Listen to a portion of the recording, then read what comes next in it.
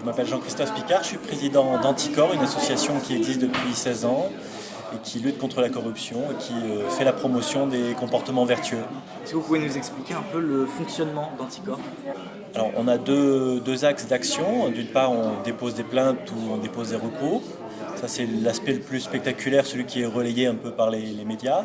Mais on préfère bien sûr faire la promotion des comportements éthiques à travers des chartes éthiques que l'on propose aux candidats avant les élections, à travers des universités, des conférences débats, à travers la remise de prix éthiques et de casseroles chaque année.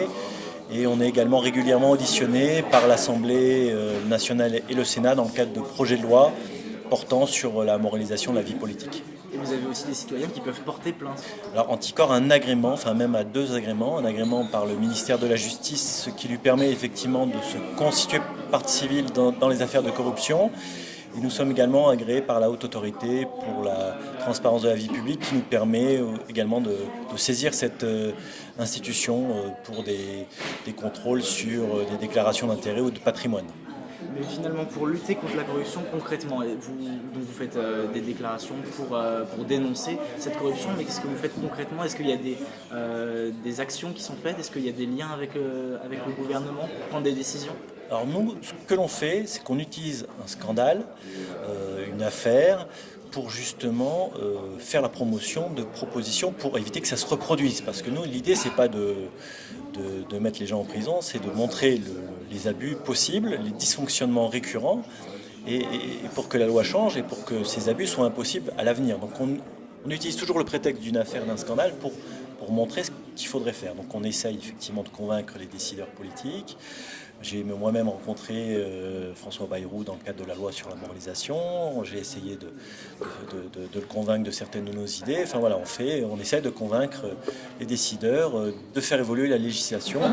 Sinon, il y a un grand risque qu'à un moment donné, ils disparaissent, comme ça s'est passé lors de l'élection présidentielle et même législative, où les deux partis de gouvernement ont été balayés à la présidentielle et où 2/3 des députés ont été balayés aux législatives. Donc on voit bien que, à force de ne rien faire, ils sont sanctionnés lourdement par les citoyens exaspérés.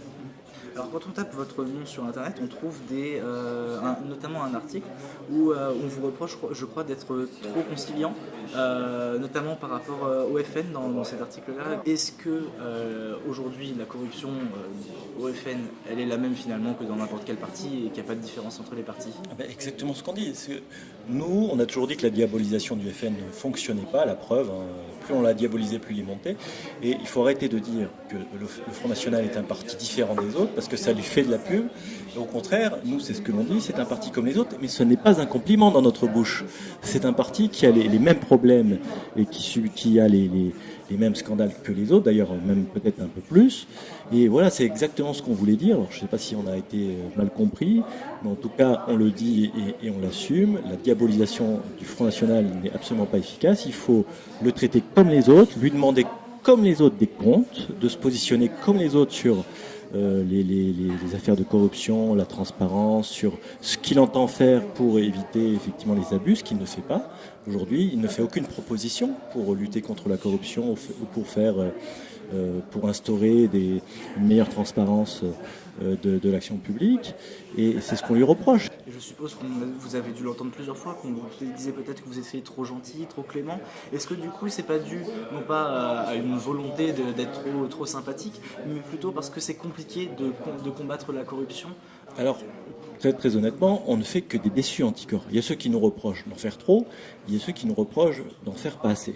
Donc ça va jamais, en fait. Quoi qu'on fasse, ça ne va jamais, évidemment, puisque je veux dire, c'est illimité. Je veux dire, lorsqu'on arrive à on va dire sanctionner quelqu'un, faire condamner une personne, il y en a des centaines d'autres qui mériteraient le même sort. Mais notre idée, c'est pas de punir tout le monde. Notre idée, c'est de montrer les dysfonctionnements et de faire des propositions pour corriger les lois. Donc évidemment, si nos propositions ne sont pas entendues, ça va continuer. N'importe qui peut le comprendre. Si on ne change pas les lois, et si on se contente de dire qu'il faut faire confiance aux élus parce qu'ils sont gentils, c'est ce qu'on nous dit depuis longtemps, ça ne marche pas. Il faut aujourd'hui des contrôles et des sanctions, et sans doute des lois un peu plus sévères contre des élus qui abusent de la confiance de leurs électeurs. Alors, vous avez aussi un blog pour Mediapart. Est-ce que vous vous considérez comme un lanceur d'alerte? Pas tout à fait, parce qu'un lanceur d'alerte, c'est quelqu'un qui, dans le cadre d'une relation professionnelle, est informé d'informations importantes, qu'il révèle parce que ça porte atteinte notamment à l'intérêt général ou parce que ça constitue un délit ou un crime.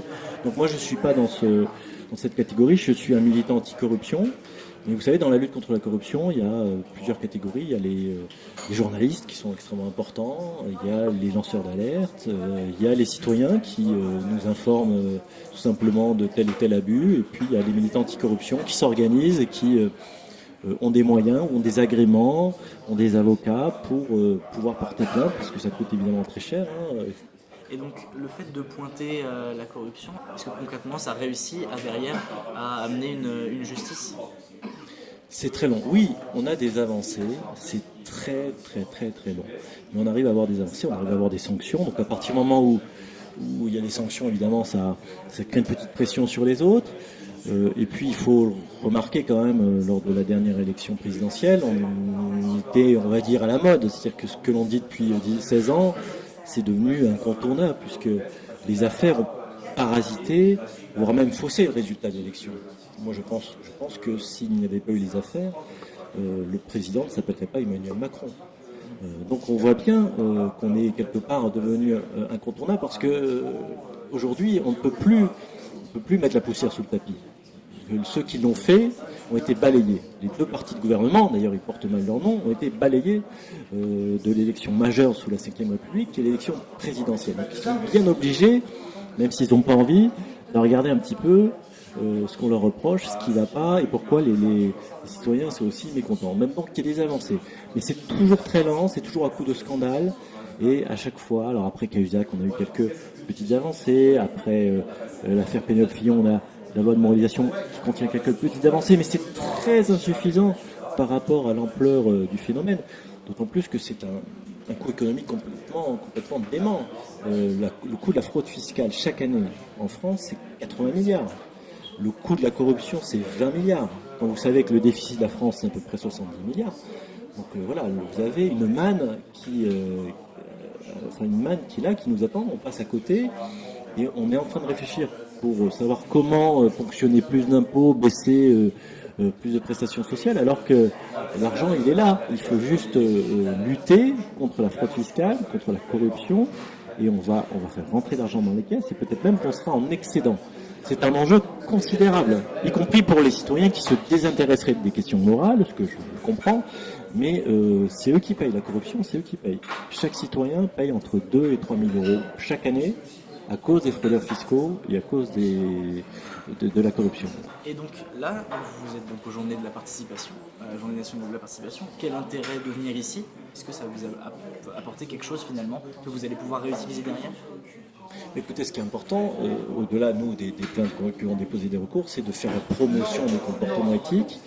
Et donc, ce genre de manifestations, de débats, nous permettent, nous, de faire part de nos propositions, parce que souvent, les citoyens nous disent, mais qu'est-ce qu'on peut faire? Il n'y a rien à faire. Alors que nous, on a des solutions. Nous, on n'est pas le café du commerce qui dit, voilà, tout se pourrit. Nous, on a des solutions concrètes, qui sont d'ailleurs des choses qui se font par ailleurs et qui marchent. Par exemple, vous regardez en Scandinavie, ce qu'on propose, ça existe souvent depuis longtemps en Scandinavie, ça marche très bien, c'est un pays où il y a très peu de corruption, il y a une très bonne répartition des richesses, et comme par hasard, les pays où les gens se sentent le plus heureux chaque année, ce sont les pays scandinaves. Parce que l'argent, il est bien utilisé. Vous allez au Danemark, il n'y a pas de SDF dans la rue. Les étudiants, ils ne font pas les poubelles pour manger. Parce que l'argent est bien redistribué. Voilà. Et alors, du coup, vous disiez, en tant que citoyen, on peut agir. Qu'est-ce qu'on peut faire en tant que citoyen pour lutter contre la corruption? Écoutez, il y a une chose très simple, ça s'appelle le bulletin de vote. Vous savez, la lutte contre la corruption, elle commence lorsqu'on met un bulletin de vote dans une urne. Moi, par exemple, je m'étonne que Balkany soit réélu tous les 6 ans. Que Joël Secaldirino plutôt soit réélu tous les 6 ans, par exemple. Donc pourquoi est-ce qu'on réélit des maires qui posent notoirement problème? C'est une responsabilité, non pas des élus eux-mêmes, des citoyens qui votent. Merci beaucoup. Je vous en prie.